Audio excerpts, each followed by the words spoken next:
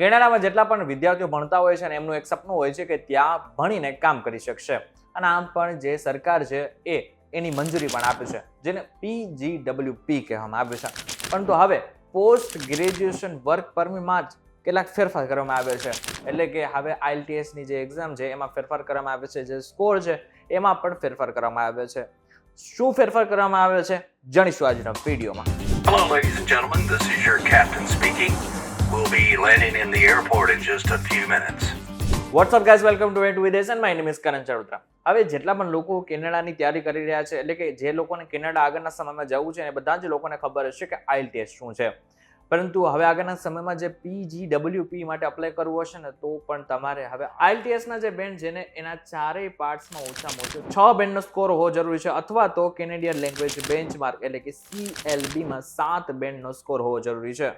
હવે જે આ સ્કોર છે ને ઘણા બધા ભારતીય વિદ્યાર્થીઓ માટે થોડી તકલીફ લાવી શકે છે, કારણ કે ઇંગ્લિશ લેંગ્વેજ ટેસ્ટ છે, IELTS ની ટેસ્ટ છે, એમાં પણ ચારેય પાર્ટ્સમાં 6 બેન્ડનો સ્કોર એ ઘણા બધા ભારતીય વિદ્યાર્થીઓ માટે થોડી તકલીફ આપે એવું છે.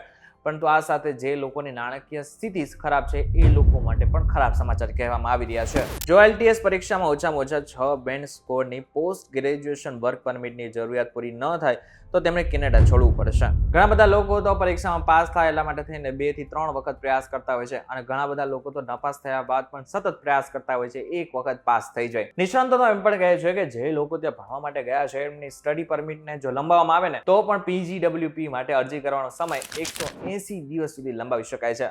જો કોઈની સ્ટડી પરમિટ સમાપ્ત થઈ જાય તો તેમની પાસે PGWP માટે અરજી કરવા અને વિદ્યાર્થી તરીકેનો પોતાનો દરજ્જો પુનઃસ્થાપિત કરવા માટે 90 દિવસનો સમય હોય છે. અને મોટાભાગના લોકો જ્યારે કેનેડામાં ભણવા જાય છે ને પછી ઇંગ્લિશ ઉપર એટલું બધું ધ્યાન આપવાનું છોડી દેતા હોય છે. પરંતુ હવે એમના માટે ખરાબ સમાચાર એ છે કે હવે તમારે ખાસ કરીને ઇંગ્લિશ લેંગ્વેજ ઉપર ભાર મૂકવો પડશે, નહીં તો તમને આગળના સમયમાં જ્યારે ભણ્યા પછી તમારે જ્યારે કામ કરવાનું આવશે ને ત્યારે સ્કોર નડશે, અને જો તમારી પાસે સ્કોર નહીં હોય તો આગળના સમયમાં તમને ત્યાં કામ કરવાનો મોકો નહીં મળે. હવે અત્યાર સુધી જે મેં માહિતી આપી છે એ બધી જ કેનેડિયન સરકાર દ્વારા અપ્રૂવ થયેલી માહિતી છે. ઇન શોર્ટ જો જોવા જાય તો આગળના સમયમાં જો તમે કેનેડામાં જવાના છો, ભણવાના છો અને ભણ્યા પછી જો તમારે કામ કરવાનું છે તો ખાસ કરીને એક વસ્તુ એ સમજી લેજો કે કેનેડામાં હવે IELTS નો જે ઇંગ્લિશ લેંગ્વેજ ટેસ્ટ છે એના ઉપર તમારે ભાર મૂકવો પડશે. આ વિડીયો પસંદ આવે તો વિડીયો લાઈક અને શેર જરૂરથી કરજો તથા આ જ ઇન્ફોર્મેટિવ વિડીયોઝ માટે VTVgujarati.com સાથે જોડાયેલા રહેજો.